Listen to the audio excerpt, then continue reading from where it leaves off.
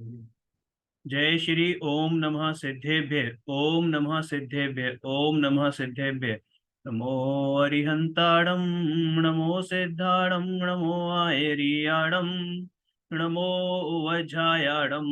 नमो लोए सव्यसाहुडं। मंगलम भगवान वीरो मंगलम गौतमो गणि मंगलम कुंद कुंदार्यो जैन धर्मोस्तु मंगलम। सर्वमंगल मांगल्यम सर्वे कल्याणिकारिकम प्रधानम सर्वधर्माणां नाम जैनम जन्मं जयतु शासनम। शास्त्रम्। जैनम जयतु शासनम। अपन ने कल 48 नंबर गाथा तक पढ़ लिया था, ध्यान की प्रेरणा तक। फिर उसके बाद आखिर में ये बात आई थी कि सही दिशा में प्रयास करने के लिए विकल्पात्मक भूमिका में, विकल्पात्मक मतलब क्या, कि जिस समय शुद्धोपयोग नहीं हो रहा है ना, या कहना चाहिए कि शुद्धोपयोग से पहले वाली जो स्टेज है, जब निर्णय की तरफ जीव अग्रसर होता है, उस समय यानी कि वो विकल्पात्मक भूमिका, जब विकल्पों के माया जाल में हम उलझे रहते हैं, हमें समझ नहीं आता कि हमें क्या करना है और हमें एक रास्ता मिलता है, फिर यही विकल्प रहता है कि हम अपना आत्म कल्याण कैसे करें। तो ऐसी भूमिका में राग द्वेष से बचने के लिए सर्वप्रथम किसका ध्यान करना चाहिए। अब जो ये बताया है ना आगे, तो उसकी पूर्व भूमिका मैं बता दूं आपको, वो ये भूमिका है कि जो ये विकल्पात्मक का मतलब होता है व्यवहार से, यहाँ व्यवहार ध्यान के बारे में बताया जा रहा है। किस बारे में? व्यवहार ध्यान के बारे में, जो क्रिया पर डिपेंडेंट है। ठीक है।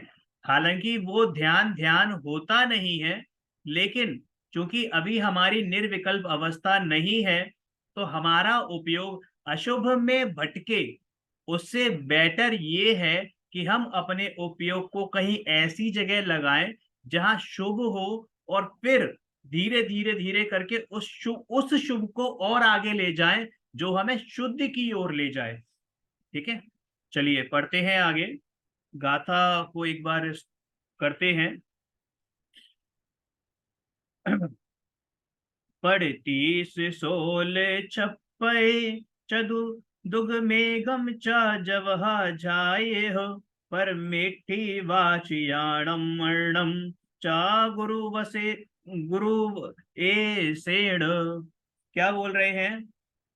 देखिए हिंदी का भी पढ़ते हैं इसमें, कि परमेष्ठी वाचक 1 2 6 4 16 5 और 35 अक्षर जपो नित और अन्य गुरु उपदेश से। मतलब क्या?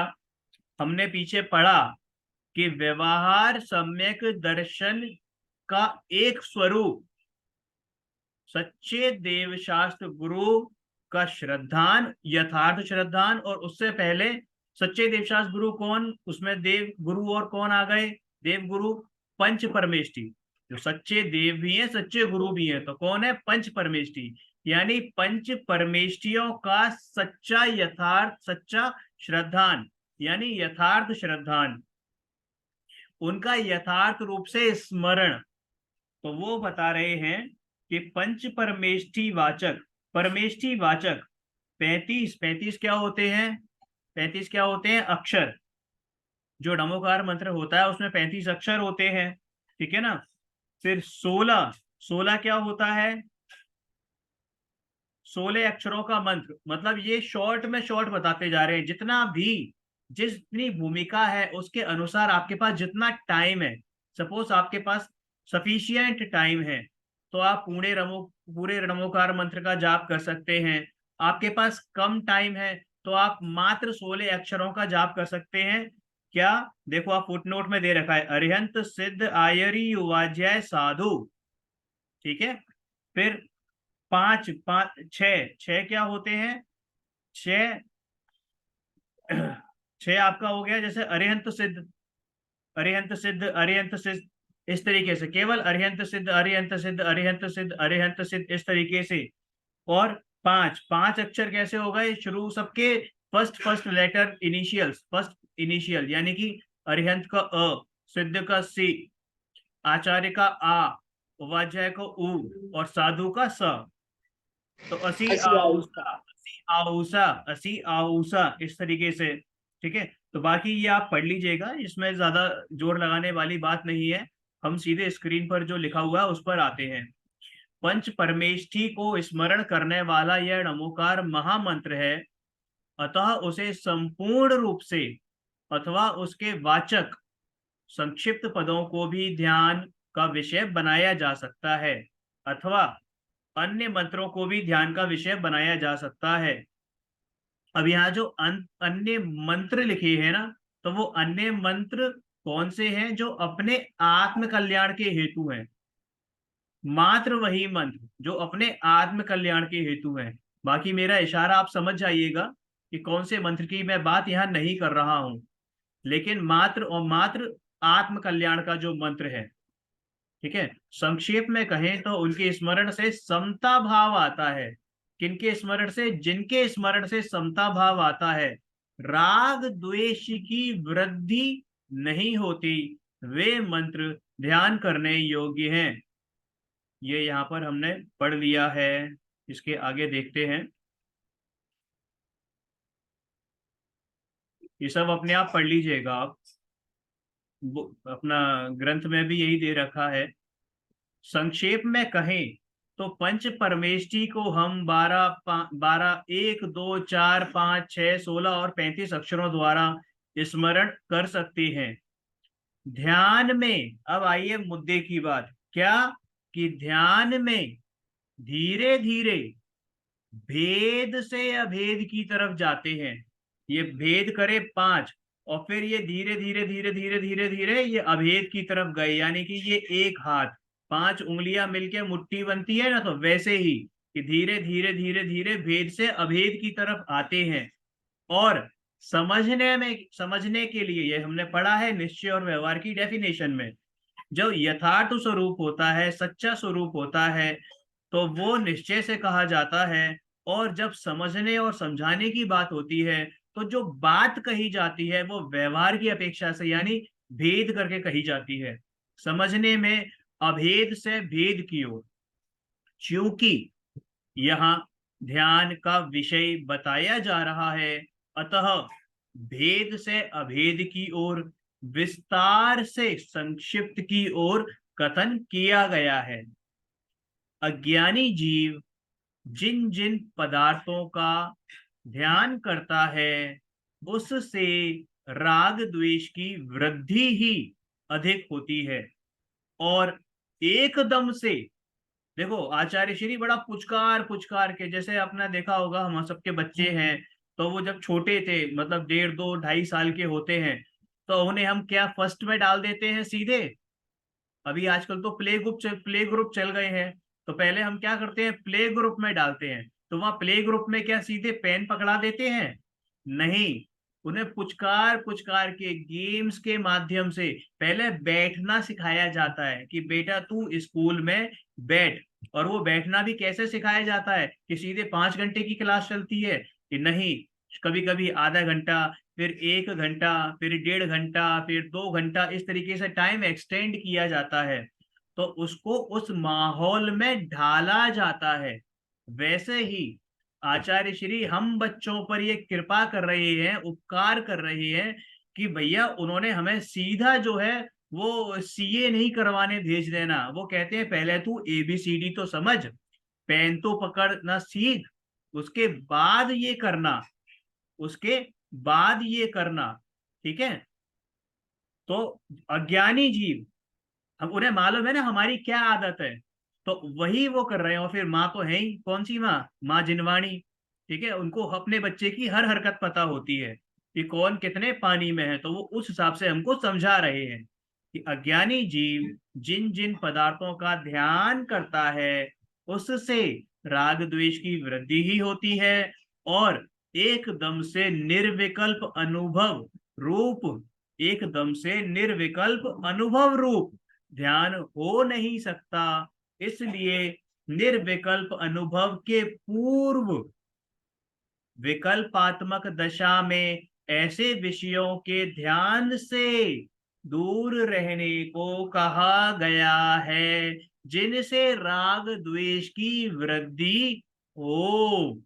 इस कैसे विकल्पों से? जो राग द्वेष को बढ़ाएं, ऐसे विकल्पों से दूर रहने को कहा गया है।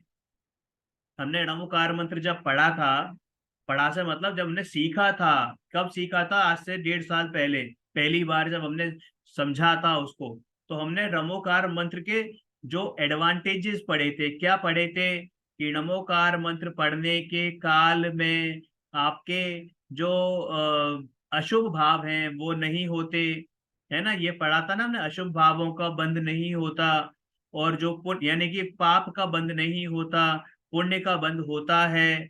और जो पुराने पाप हैं वो भी खत्म हो जाते हैं, नवीन पापों का बंध नहीं होता। वो क्यों नहीं होता नवीन पापों का बंध? क्योंकि जब हम नमोकार मंत्र निस्वार्थ भाव से पढ़ रहे होते हैं, प्रभु का गुणानुवाद करके पढ़ रहे होते हैं, और ये भाव करके पढ़ रहे होते हैं कि हे प्रभु, जैसे आप हो वैसा मैं भी हूं, बस अंतर ये है कि आपने पर्याय में प्रकट किया है। अरिहंत सिद्ध से बात बोल रहे हैं कि आपने पर्याय में प्रकट किया है, वैसे मैं भी पर्याय में प्रकट करूं। बस इसी भावना से कि मैं अपने में रहूं, आप में अपने को देखूं, या अपने में आप को देखूं। कहते हैं ना, निज दर्शन जिन दर्शन कर निज दर्शन पा। तो वैसे ही मैं, जैसा स्वरूप आपका है वैसा ही मेरा स्वरूप है, और पर्याय में भी वैसा स्वरूप ही प्रकट होए। इसी भावना से मैं नमोकार मंत्र का जाप कर रहा हूँ, पढ़ रहा हूँ। अब जाप करने के लिए आपको मुंह खोलने की जरूरत नहीं है, जाप आप अंदर ही अंदर भी कर सकते हैं। ऐसा नहीं कि मुंह चलता रहे, नमो हरियंताणम, नमो सिद्धाणम, नमो हरियणम, नमो वज्रणम, नमो लोसव साड़म खटक। कौन किसने आवाज दी? ऐसा नहीं होना चाहिए कि जरा सी कहीं बेल बजी, कहीं वाइब्रेशन हुआ फोन पर, तुरंत आपकी आंख खुली और देखा अरे किसका फोन है। ऐसे नहीं, बिल्कुल ध्यान पूर्वक, कहीं और आपका उपयोग ना हो, मात्र अपने में हो। ठीक है? तो पंच परमेष्टि का स्मरण राग द्वेष नाशक है। ये बाल बोध की बात आ रही है। पंच परमेष्टि का स्मरण राग द्वेष नाशक है, उन जैसे बनने को प्रेरित करता है। अतः सर्वप्रथम उनका विस्तार से, अब ज्यादा जल्दबाजी मत कर देना। असा ई अस अस्सी आ सी ओ खत्म हो गया, ऐसे नहीं। ठीक है ना? और कई लोग तो ऐसे हैं, इनसे भी शॉर्टकट निकाल निकाल लेते हैं। क्या? ओम ओम ओम ओम ओम ओम ओम हो गया 9 बार नमोकार मंत्र। अरे ऐसे क्या फायदा? आपको कुछ ही नहीं हुआ, मतलब आपने भाव भी नहीं भाई। वो तो जबान थी, भाषा वर्गणा थी, वो तो केवल उद्गल था। तो इससे कुछ नहीं होने वाला है। अतः सर्वप्रथम उनका नाम से स्मरण, विस्तार से नाम स्मरण करने को कहा। फिर धीरे धीरे, धीरे धीरे यानी जब आप उनका नाम अंदर ही अंदर लेते हो, स्मरण करते हो, फिर बाहरी विकल्पों से वो उपयोग हटता है, तब पंच परमेष्टि में लगता। अभी भी ये नहीं कहा कि आप अपना आत्मा में लगता है, क्या कहा? कि पंच परमेष्टि में लगता है। तब पुनः भेद को दूर करके अभेद की ओर बढ़ने की दृष्टि से, ठीक है, भेद को दूर करके अभेद की ओर बढ़ने की दृष्टि से मात्र पंचपरमेष्टि का स्मरण भी मात्र एक अक्षर से करने की प्रेरणा दी गई है। मात्र एक अक्षर, क्यों? कि भेद, अब ये अब आप ओम का उच्चारण करोगे कि कहीं और से उपयोग ना लगे, अब आप ओम का उच्चारण करोगे तो अपने अंदर ऐसा लगेगा कि अब मैं वास्तव में पंच परमेष्टि का स्मरण कर रहा हूं, क्योंकि आपको, आपका जो विकल्प है ना, वो अब सब ओर से हट रहे हैं। तो इस प्रकार धीरे धीरे अनेक विकल्पों से हटता हुआ मन, और ये प्रैक्टिस वाली बात है। ऐसा नहीं कि हमने आज पढ़ा और आज हम करने बैठ गए तो हमारे को निर्विकल्प अवस्था हो जाएगी 2-4 घंटे बाद, लगातार करने के बाद। नहीं, ये प्रैक्टिस चाहिए। प्रैक्टिस कैसे?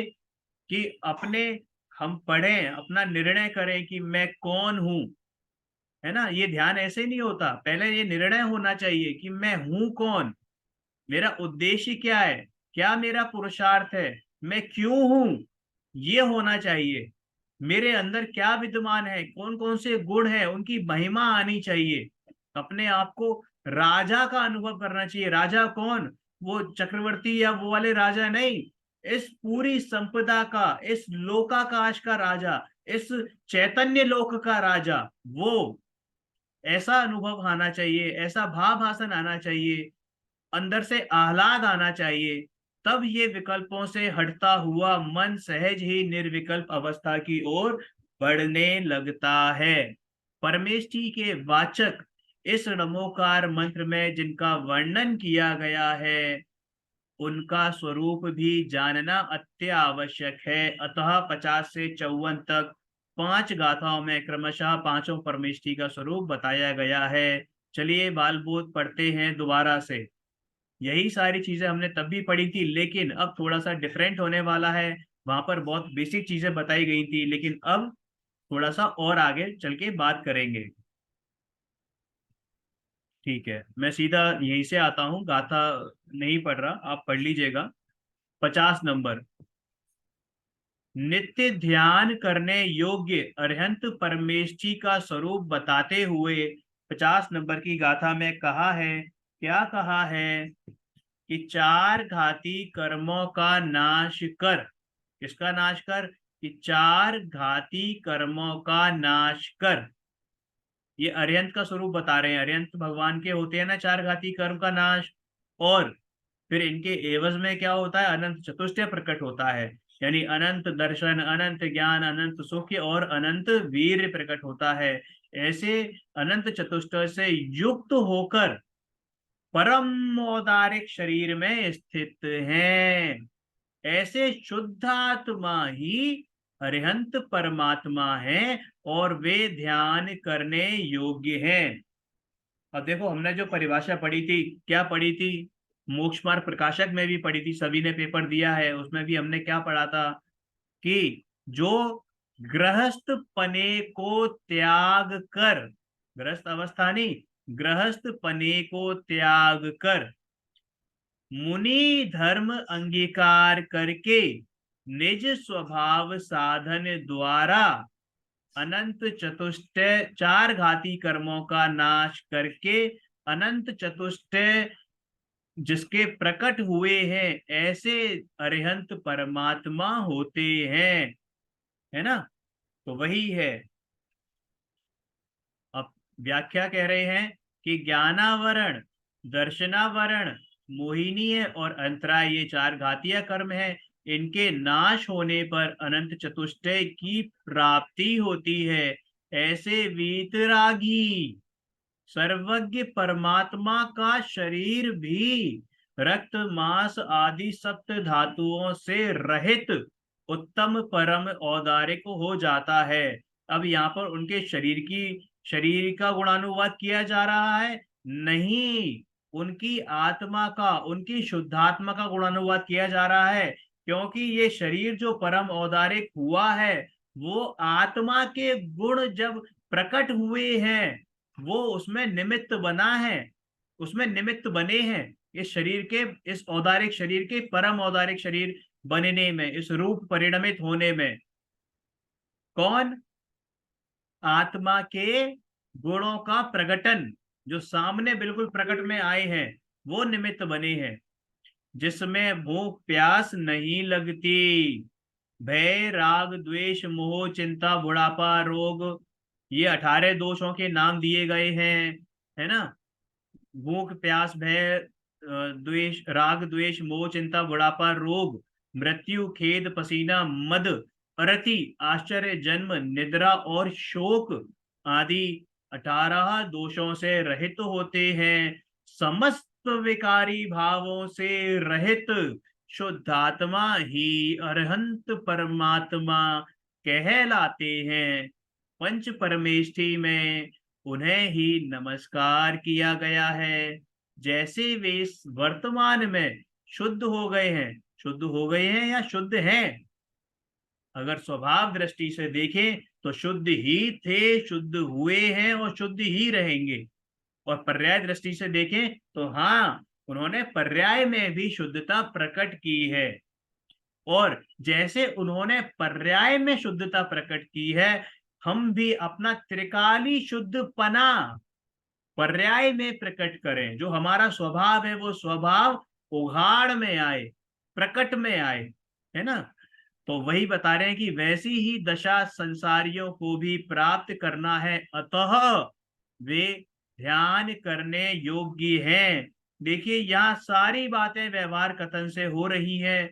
इसका ये मतलब होता है कि जिस तरह अरहंत परमेष्ठी भगवान ने अपने निज स्वभाव साधना, अपने निज स्वभाव का साधन करा, उसको उसकी साधना करी, वैसे मैं भी अपने निज स्वभाव की साधना करूं। तो कौन ध्यान करने योग्य है? उनका निज स्वभाव साधन या मेरा निज स्वभाव? मेरा निज स्वभाव साधन करने योग्य है, साधना करने योग्य है। इसलिए वहां कहा है कि वे ध्यान करने योग्य हैं। इसका मतलब उनके माध्यम से मैं अपना ध्यान करूं। इस प्रकार इस गाथा में कहा गया है कि अरहंत परमेष्ठी के स्वरूप को भी हम ध्यान का विषय बना सकते हैं। अतः इसके पश्चात 51वीं गाथा में सिद्ध परमेष्ठी का स्वरूप बताया जा रहा है। क्या बताया जा रहा है? कि ध्यान के ध्येय, ध्यान के ध्येय देखो, ज्ञान और ज्ञे, और ध्यान और ध्येय, और श्रद्धा और श्रद्धे।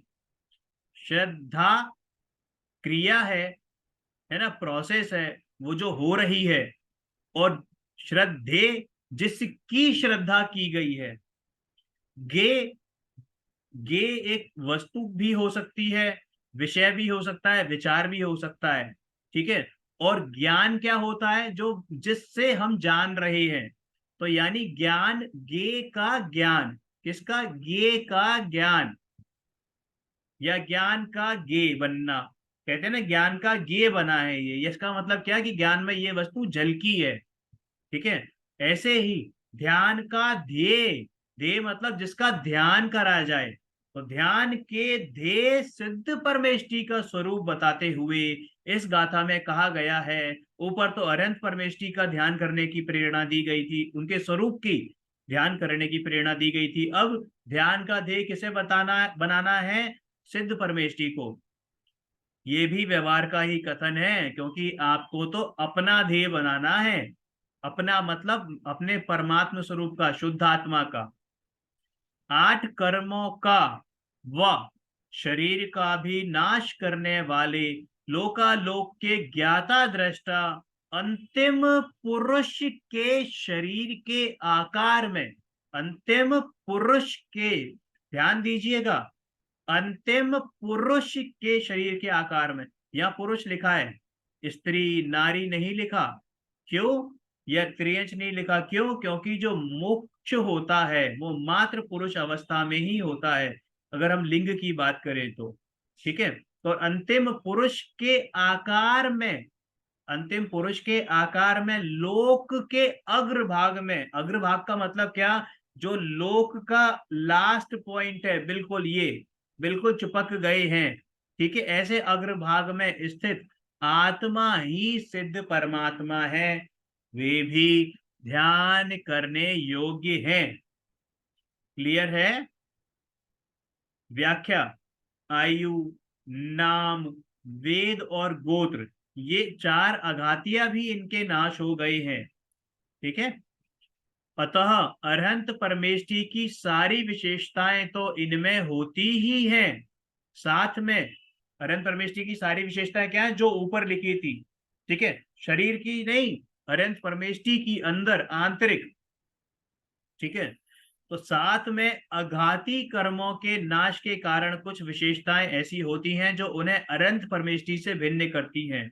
अनंत परमेष्ठी में 4 मतलब अनंत चतुष्टय होते हैं, और इनमें भी अनंत चतुष्टय होते हैं, सिद्ध परमेष्ठी में भी, ठीक है। अरहंत परमेष्ठी यानी कुछ अरहंत परमेष्ठी जिन्हें हम तीर्थंकर कहते हैं, या कुछ ऐसे सामान्य केवली भी होते हैं जो जिनका उपदेश निकलता है, खिलता है। लेकिन सिद्ध परमेष्ठी उपदेश नहीं देते, उनकी सारी की सारी क्रियाएं बंद हो जाती हैं। तो कुछ अरहंत परमेष्ठी का उपदेश होता है, पर सिद्ध परमेष्ठियों के उपदेश आदि क्रियाएं नहीं होती हैं। वे जन्म मरण से रहित सिद्ध शिला में अनंत काल तक विराजमान रहते हैं। अनंत पर्याय, अनंत परमेष्ठी वाली जो पर्याय है वो कैसी पर्याय है? सादी शांत वाली, प्रकट हुई है और वो भी नष्ट हो जाएगी, ऐसी पर्याय है, परमानेंट नहीं है। लेकिन सिद्ध पर्याय जो एक बार प्रकट हुई तो कभी भी नष्ट होने वाली नहीं है, यानी सादी अनंत अवस्था है। कौन सी? सिद्ध अवस्था। तो ऐसे सिद्ध भगवान सिद्ध शिला में अनंत काल तक विराजमान रहते हैं। परम औदारिक देह से रहित वे तो मात्र ज्ञान शरीरी ही हैं। पर्याय से भी शुद्ध ऐसे सिद्ध भी ध्यान करने योग्य है, जिनकी सारी पर्याय अब शुद्धता को, पूर्ण शुद्धता को प्राप्त हो गई हैं। तो ऐसे पर्याय से भी शुद्ध ऐसे सिद्ध भी ध्यान करने योग्य हैं। इसके पश्चात आचार्य परमेष्ठी का स्वरूप बताते हुए कहा गया है कि मोक्ष मार्ग पर चलने वाले आचार्य परमेष्ठी कैसे होते हैं? जो पंचाचारों से युक्त होते हैं। पंचाचार कौन कौन से होते हैं? पीछे आया था, मैंने कहा था बाद में आएगा तो पढ़ेंगे। तो ये पंचाचार हो गए। दर्शनाचार, दर्शनाचार, ज्ञानाचार, दर्शनाचार, ज्ञानाचार की मुख्यता सहित, है ना? मतलब क्या कि दर्शन, सम्यक दर्शन और सम्यक ज्ञान की मुख्यता सहित, ऐसे चारित्र में भी ये प्रकट हुआ है। दर्शनाचार, ज्ञानाचार की मुख्यता सहित, ये यहाँ पर क्या चीज आप कर रहे हो? इसको थोड़ा सा हटाइए, स्क्रीन पर मत उसको करिए। दर्शनाचार, ज्ञानाचार की मुख्यता सहित वीर्याचार, चारित्राचार और तपाचार, इन 5 आचारों में जो अपने तथा पर को जोड़ता है, वे आचार्य मुनि। अपने तथा पर, अपने तथा पर, अपने तथा पर क्या? यहाँ दो भेद हो सकते हैं, दो तरीके से हम ले सकते हैं। क्या ले सकते हैं अपने तथा पर? एक तो अपने स्वरूप, अपना स्वरूप, ठीक है। हमने बताया था हर क्रिया जो है दो तरीके से है, निश्चय और व्यवहार। तो जो निश्चय वाली क्रिया है वो मेरी है ना, आत्मा की, और जो व्यवहार वाली क्रिया है वो शरीर की। तो यहाँ क्या यही बता रहे हैं कि जो दो तरीके से अपने को तथा पर, अपने को यानी मैं, और पर मतलब शरीर को जोड़ता है, वह आचार्य मुनि ध्यान करने योग्य हैं। व्याख्या: जो साधु दर्शन, ज्ञान, वीर्य, चारित्र और तप, इन 5 आचारों में स्वयं लीन रहते हैं, उनका आचरण करते हैं, दूसरों से भी आचरण करवाते हैं, उन्हें आचार्य परमेष्ठी कहते हैं। उनका सदा ध्यान करना चाहिए। समझ में आया? समझ में आया? ठीक है ना? हाँ जो हाँ। दूसरों से भी आचरण करवाते हैं, मतलब जो उनके मुनि संघ वाले जो हैं, उनके साथ चल रहे हैं दूसरे साधु, उनको भी प्रेरित करते हैं। ठीक है, तो ये दूसरा अर्थ हो गया, स्वयं भी। और देखो, दो अर्थ निकले इसके। जब हमने स्वयं की बात करी तो स्वयं तो एक ही हो गया। पर से क्या बोला? कि पर से एक तो शरीर की क्रिया, जो ये सारी क्रिया है वो शरीर आश्रित भी होती है भाई। जो तप है, जो चारित्र है ना, ये बाहर वाली भी होती है। लेकिन जो ज्ञान, दर्शन और वीर, ये अंतरंग होती है केवल। ठीक है, तो ये क्या है? ये भी अंतरंग और बाहिरंग दोनों प्रकार की जो क्रिया है पर भी करवाते हैं, और साथ में दूसरे साधुओं को भी प्रेरित करते हैं। और साधु ही नहीं, हर जनमानस को प्रेरित करते हैं। अब हर जनमानस का मतलब जो कपड़े पहने हैं वो आके जिसको करें तो कोई फायदा नहीं। मतलब क्या? कि वो प्रेरित करते हैं कि भैया अपना गृहस्थ पना छोड़ो, ग्रस्त अवस्था नहीं, ग्रस्त पना छोड़ो।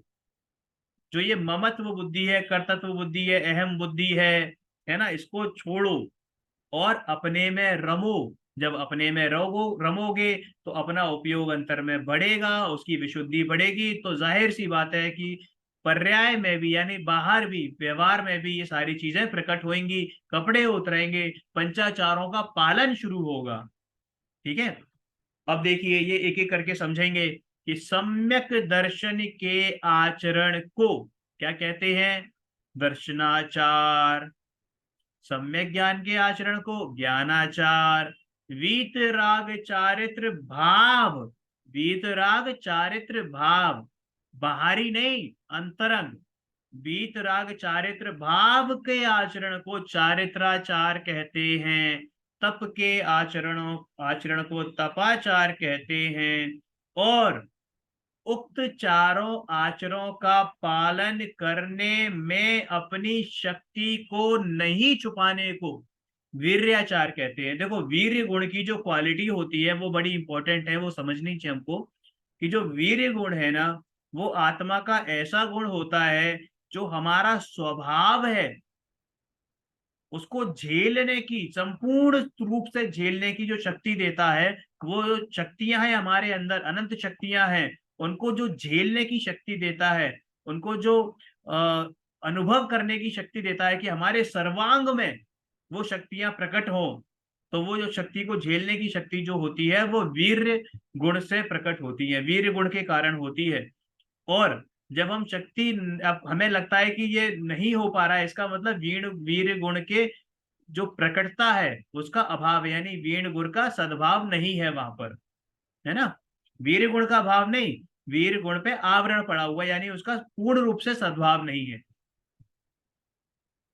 तो ऐसी शक्ति को नहीं छुपाने को वीर्याचार कहते हैं। इसके पश्चात 53वीं गाथा में उपाध्याय का स्वरूप बताते हुए कहा गया है, क्या कहा गया है? कि जो रत्नात्रय सहित हैं। कौन सहित है? आचार्य नहीं थे रत्नात्रय सहित? अरे भैया, सभी परमेष्टि रत्नात्रय सहित होते हैं। अब हर जगह एक एक चीज, एक अलग, एक एक बात, एक ही बात नहीं लिखेंगे। अपने आप से समझ लीजिएगा कि सभी जीव नहीं, सभी परमेष्टि रत्नात्रय से रहित होते हैं, है ना। जो रत्नात्रय से रहित हैं, सदा धर्मोपदेश देने में तत्पर रहते हैं, वह आत्मा साधुओं में श्रेष्ठ उपाध्याय हैं। मैंने उस समय बताया था आपको, मोक्षा प्रकाशक जी में भी, कि जो आचार्य हैं वे बेसिकली एक तरीके से एडमिनिस्ट्रेशन का काम करते हैं, मतलब उनकी जो फॉर्मल ड्यूटी होती है। वरना अगर हम बात करें कि यथार्थ ड्यूटी तो उनकी अपने को एडमिनिस्ट्रेटर करने की होती है, अपने अपना शासन प्रज्वलित करने की होती है, अपने शासन को चलाने की होती है। कौन सा शासन? ये जो देश है मेरा अंदर, दे दे वाले में विराजमान प्रदेशों का घन पिंड, पूरा संपूर्ण देश, वो वाला। ठीक है। तो उसको चलाने की जिम्मेदारी होती है मेरी, मतलब एक आचार्य की। आचार्य के लिए ये बात कही है। तो यहीं पर कह रहे हैं कि जो उपाध्याय हैं वो भी, उनका भी वही काम होता है, लेकिन उनको बाहरी से, क्या, क्योंकि वो अधिक शास्त्रों के ज्ञाता होते हैं, बहुत ज्यादा पढ़े होते हैं। जैसे क्लास टीचर होता है तो वो पढ़ाता है, सब्जेक्ट टीचर जो मेन सब्जेक्ट जिसका है वो पढ़ाते हैं। तो ऐसे ही जो उपाध्याय हैं वो धर्मोपदेश देने में तत्पर होते हैं, दूसरे लोगों को, दूसरे लोग मतलब दूसरे मुनिराजों को, साधुओं को, श्रावकों को पढ़ाते हैं। वह आत्मा साधुओं में श्रेष्ठ उपाध्याय हैं, उन्हें नमस्कार हो। सम्यक दर्शन ज्ञान चारित्र रत्नात्रय के धारी उपाध्याय मुनिराजों में प्रधान होते हैं, निरंतर उपदेश देने में तत्पर रहते हैं। ऐसे उपाध्याय परमेष्टि भी ध्यान करने योग्य हैं। आज इसको खत्म फिनिश ही कर देंगे, फिर हम चैडाला जी लेंगे कल से। संदर्भ: सभी साधुओं का सामान्य स्वरूप बताते हुए इस गाथा में कहा गया है ना। क्या कहा गया है? कि अब ये सामान्य साधुओं का स्वरूप आ गया कि जो मुनि मोक्ष के मार्ग रूप दर्शन ज्ञान सहित शुद्ध चारित्र को साधते हैं, वही रत्नात्रय की बात आ गई। कौन से रत्नत्रय की? व्यवहार रत्नत्रय की या निश्चय रत्नत्रय की? अरे शुद्ध रत्नत्रय की, निश्चय रत्नत्रय की, सम्यक रत्नत्रय की। ऐसे वे साधु परमेष्टि हैं, उन्हें नमस्कार हो। जो मुनि रत्नत्रय को धारण करते हैं उन्हें साधु परमेष्टि कहते हैं। रत्नत्रय ही मोक्ष मार्ग है, सम्यक दर्शन ज्ञान चारित्राणी मोक्ष मार्ग। रत्नात्रय के बिना कोई साधु हो ही नहीं सकता। क्या?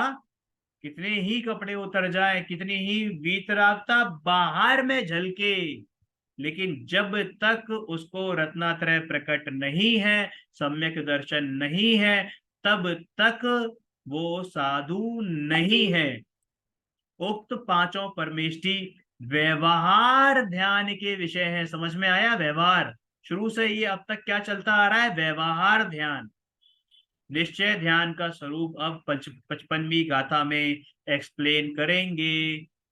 देखिए बहुत इंपॉर्टेंट है, ध्यान से पढ़िएगा कि निश्चय ध्यान का स्वरूप बताते हुए इस गाथा में कहा गया है, क्या कहा गया है कि जब साधु अपनी आत्मा में एकाग्रता प्राप्त करके, एकाग्रता क्या होती है कल बताया था कि एक के अग्रभाग में, एक यानी कि मैं, एक यानी कि आत्मा यानी शुद्धात्मा यानी भगवान आत्मा यानी कारण परमात्मा, उसी में अपना अग्र, उसको अग्र माने, अग्र मतलब आगे रखे, एक को ही आगे रखे, ऐसी एकाग्रता है ना, अपनी आत्मा में एकाग्रता प्राप्त करके किसी भी पदार्थ का चिंतवन करते हुए, किसी भी पदार्थ का चिंतवन करते हुए इच्छा रहित तो हो जाता है, होता है, तब ध्यान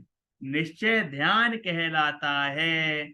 आई बात समझ में? यानी जब जीव अपने में एकाग्र होता है, अपने स्वरूप में एकाग्र होता है और संपूर्ण रूप से इच्छा रहित होता है, तो वही ध्यान जो है वो क्या कहलाता है? निश्चय ध्यान कहलाता है। देखिए एकाग्र चिंता निरोधो ध्यानम, ये तत्वार सूत्री जी का वो है, सूत्र है। इसका रेफरेंस बताता हूं मैं आपको। चलो बताता हूं मैं आगे, ठीक है। इसमें क्या बोल रहे हैं ये कि एकाग्र चिंता निरोधो ध्यानम, एक ये ऊपर वाला एक है ना, उसी का अर्थ है ये कि एकाग्र यानी अपने स्वरूप में एकाग्र हो जाए, चिंता और निरोध का मतलब रुक जाए। चिंता यानी अपने स्वरूप में एकाग्र होकर अन्य चिंताओं का निरोध, वही ध्यान है। स्वरूप में एकाग्रता यानी स्वरूप मतलब मेरा, स्व अपना रूप, ठीक है। और रूप कैसा होता है? स्थायी होता है। ये कोला काला गोरा भूरा नीला सफेद ये रूप नहीं, हैंडसम हंक ये रूप नहीं, गॉर्जियस ये रूप नहीं। अपना रूप किसका? आत्मा का रूप, अपने स्वरूप में स्थायी ज्ञान स्वभाव जो है मेरा, इसमें एकाग्रता यानी कि अपनेपन पूर्वक जानना। और एक अर्थ तो ये दीदी ने जो लिखा है, बाकी एक अर्थ जो अभी अभी दिमाग में आया कि अपने को आगे रखे, ऐसी एकाग्रता। अपने को कौन आगे रखे?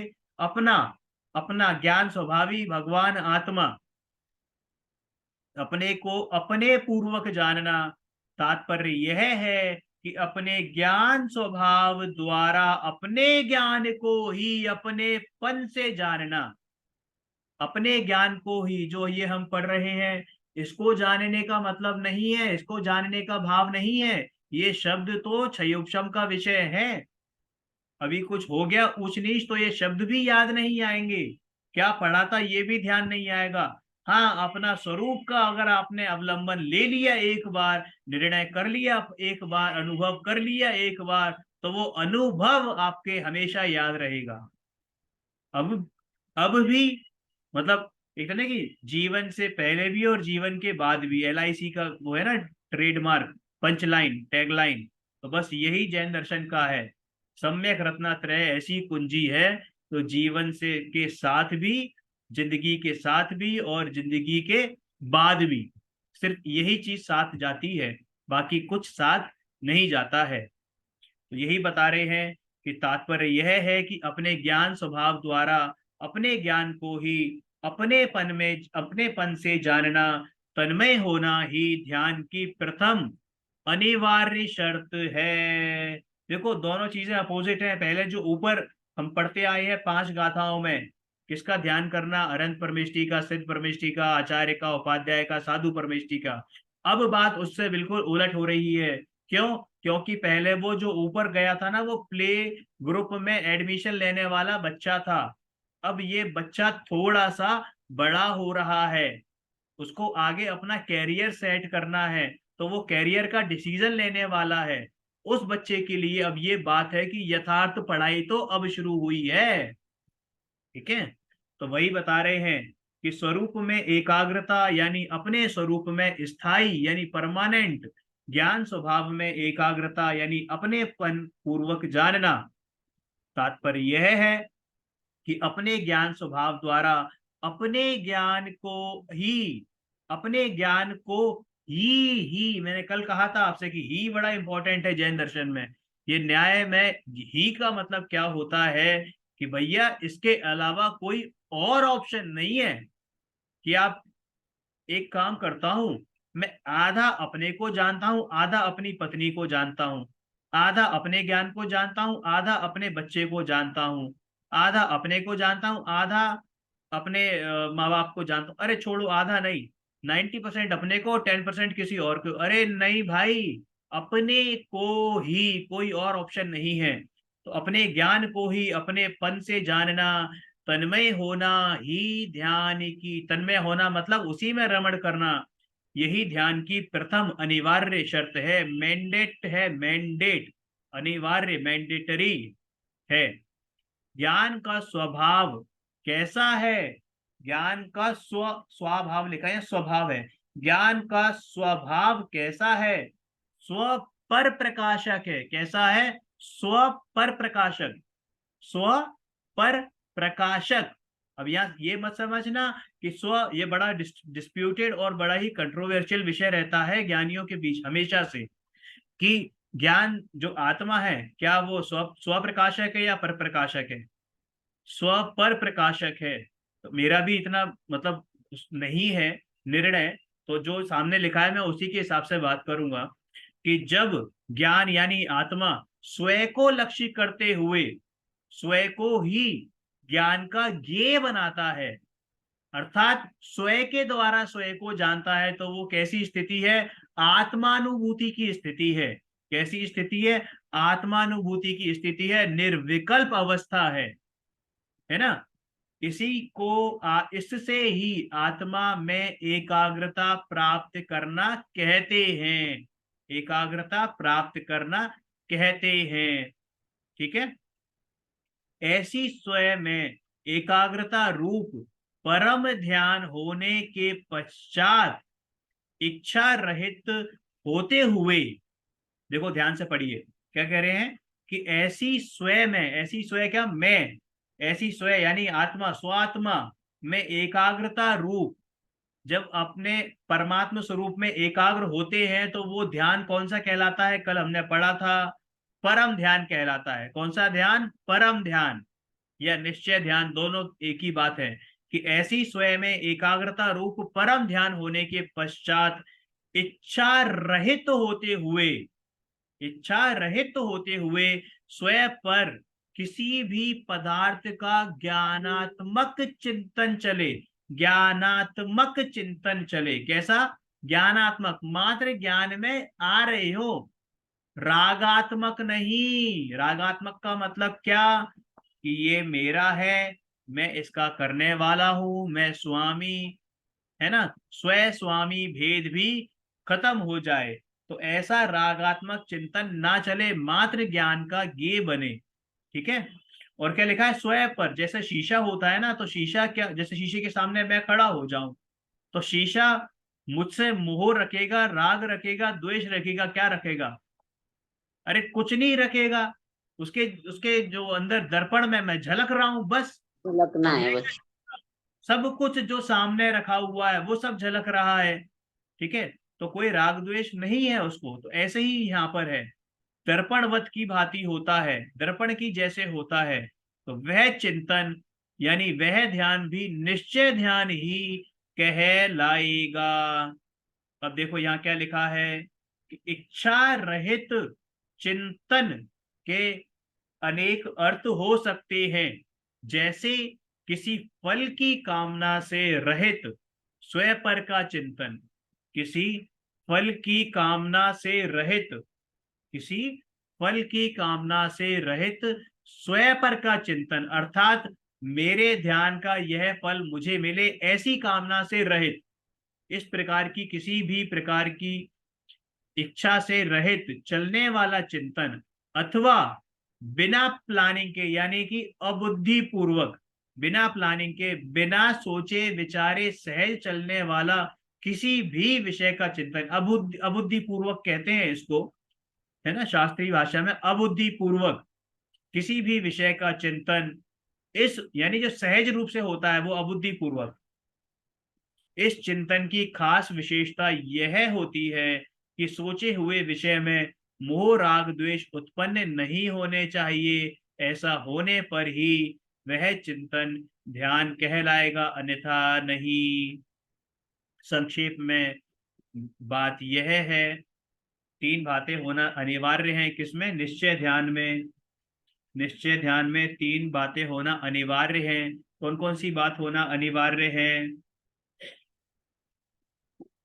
कि आत्मा में एकाग्रता।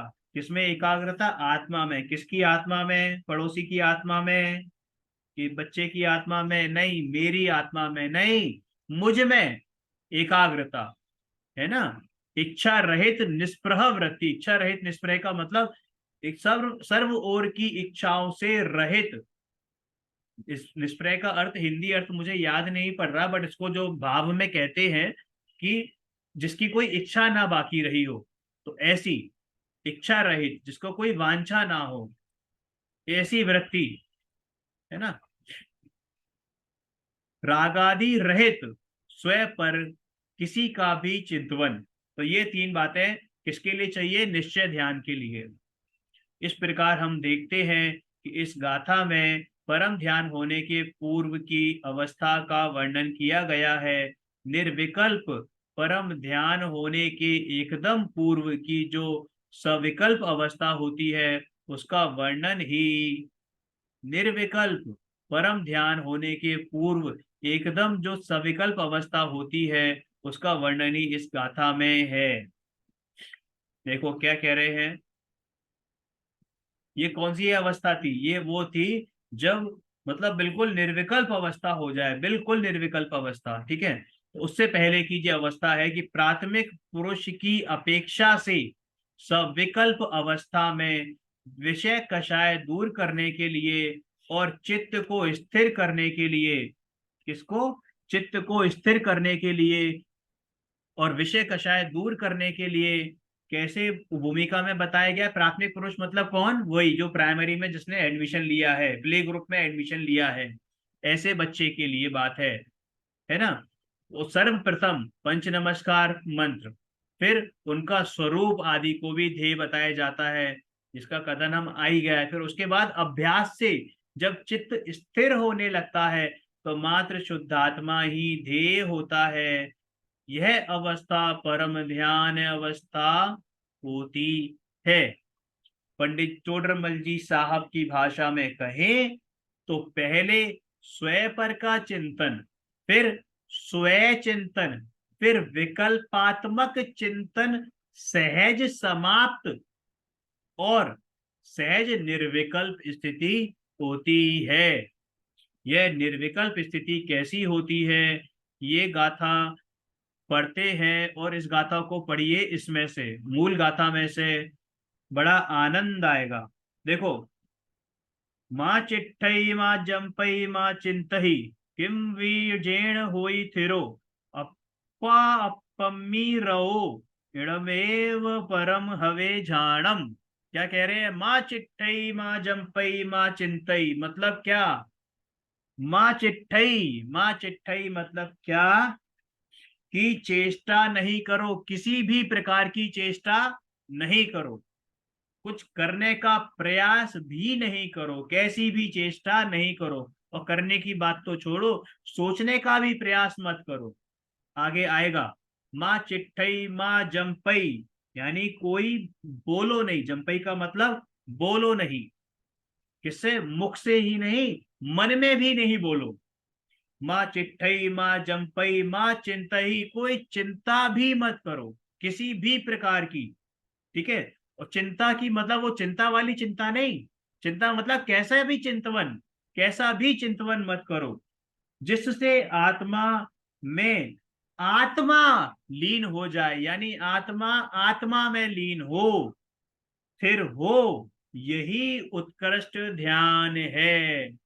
हे साधु, कुछ भी चेष्टा मत करो, कुछ मत बोलो, कुछ भी चिंतवन मत करो जिससे अपना आत्मा, आत्मा अपने में ही लीन होकर फिर हो जाए, यही उत्कृष्ट ध्यान है। रमेशार जी में कहेंगे, क्या कहेंगे? कि जब समय समय में स्थिर हो जाता है वही परम ध्यान कहलाता है। 55वीं गाथा में परम, ये कौन सी गाथा है? हाँ, 55वीं गाथा में साधुओं को संबोधित किया, उसके आगे की बात है। हे साधुओं, मैं विशेष क्या कहूं, यही ये 56वीं गाथा में एक्सप्लेन कर रहे हैं आचार्य भगवान नेमी चंद्र। क्या? कि हे साधुओं, विशेष मैं क्या कहूं, हमें शरीर की कुछ भी क्रिया नहीं करनी है, वाणी से कुछ भी नहीं बोलना है, मन से कुछ भी नहीं सोचना है। और जो ये नहीं सोचना, नहीं करना, नहीं बोलने का भाव है, ये भी नहीं होना चाहिए। मन से नहीं मन में बोलूंगा नहीं, मैं बोलूंगा नहीं, मतलब ऐसा भाव भी नहीं होना चाहिए, मैं सोचूंगा नहीं। मैंने कल कहानी बताई थी मंकी वाली, बंदर वाली, कि बंदर का ध्यान नहीं होना चाहिए, तो वो बंदर ही ध्यान में आएगा। अगर हम ये सोचेंगे कि हमें विकल्प नहीं करना है तो विकल्पों से दूर हुए ही नहीं। इसलिए ये नहीं करने का भाव भी नहीं होना। सहज हो रहा है, जो सहज हो रहा है होने दो। जब निर्णय आएगा, होगा, काल लब्धि पकेगी, आपकी अंदर विशुद्धता बढ़ेगी, तो ये सारी चीजें अपने आप होने लगेंगी। जब आत्मा यानी ज्ञान, आत्मा यानी ज्ञान में ही स्थिर हो जाएगा, यानी आत्मा आत्मा में ही स्थिर हो जाएगा, ज्ञान ज्ञान में ही स्थिर हो जाएगा, अर्थात ज्ञान द्वारा ज्ञान को ही जाना जाएगा, वही स्थिति परम ध्यान है। इसमें हमें कुछ करना नहीं है और ना करने का भाव भी नहीं करना है, यह सहज होगा। हमें तो कुछ करने का भी विकल्प त्यागना है। या ध्यान, जिसको भी ध्यान के बारे में विशेष जानना हो ना, मैंने ग्रुप में शेयर किया था ध्यान का स्वरूप। इतनी बेहतरीन पुस्तक है डॉक्टर साहब का, हम पर अनंत अनंत अनंत उपकार है जो उन्होंने उस पुस्तक को लिखा है। और वो मतलब ऐसी है कि उसको हर आत्मार्थी को कम से कम एक बार, और उससे ऊपर में साल में कम से कम एक बार, बल्कि 4-5 महीने में एक बार रिवाइज कर लेना चाहिए।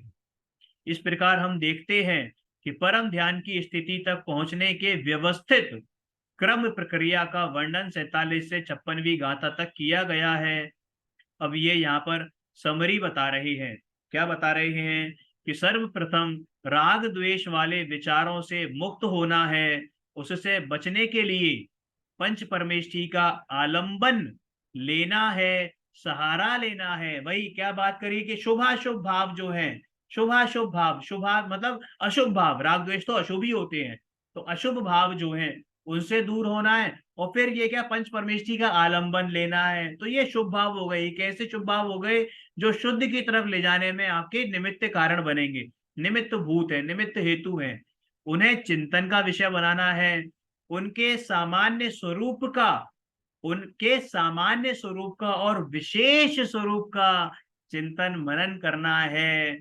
जब मन बाह्य सर्व विकल्पों से हटकर पंच परमेष्ठी में लगने लगे, तब वह विकल्प भी छूट जाएंगे और स्वयं आत्मा का चिंतन मनन करना है। धीरे धीरे स्वयं चिंतन भी समाप्त होता जाएगा। विकल्पात्मक स्थिति सहज स्वतः निर्विकल्प स्थिति तक पहुंच जाएगी। ज्ञान का चिंतन मनन करते करते सहज रूप से ज्ञान को ही जानने लगेगा, उसमें जमने रमने लगेगा। यह ज्ञान द्वारा ज्ञान की अनुभूति, ज्ञान में एकाग्रता ही परम ध्यान है। थोड़ा फास्ट अगर हो गया हो तो थोड़ा सा पेशेंस रख के इसको दोबारा सुनिएगा। वही सारी बातें आई हैं जो पीछे बोली हैं। मन को विकल्प रहित करने की भी एक व्यवस्थित प्रक्रिया व क्रम है। ध्यान से, कि मन को विकल्प रहित करने की भी एक व्यवस्थित मतलब एक सर्टेन प्रोसीजर है। जैसे हम कोई एक्टिविटी करते हैं, कोई प्लान बनाते हैं, सपोज किसी को घर बनाना है, तो सबसे पहले वो क्या करेगा कि जमीन देखेगा, फिर उसके ऊपर प्लान बनाएगा कि ये चीज हो सकती है, और भी बहुत सारी चीजें देखेगा। तो वैसे ही एक सर्टेन प्रोसीजर है मन को विकल्प रहित करने का। तो वो बता रहे हैं कि सर्वप्रथम शारीरिक हलन चलन क्रियाएं बंद करनी होगी। जैसे हम खाएंगे, हम पिएंगे, हम जाएंगे, हम आएंगे, हम चलेंगे, तो मन को उनके बारे में सोचना होगा, तभी वे क्रिया हो पाएंगी, अन्यथा नहीं। शारीरिक क्रिया बंद करते ही 70% काम समाप्त हो जाते हैं।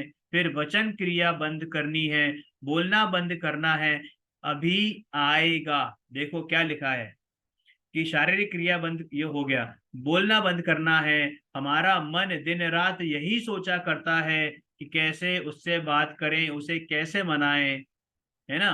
किसको कैसे अच्छा लगेगा, अरे चार लोग क्या कहेंगे, वो क्या सोचेगा। शेष 25% समय तो हमारा इन्हीं बातों में चला जाता है। और जब हम कोई शारीरिक क्रिया हमें नहीं करनी, कुछ बोलना नहीं, तो मन के 15% विकल्प भी समाप्त हो गए। बिना राग द्वेष के, बिना इच्छा के, निष्प्रह वृत्ति से।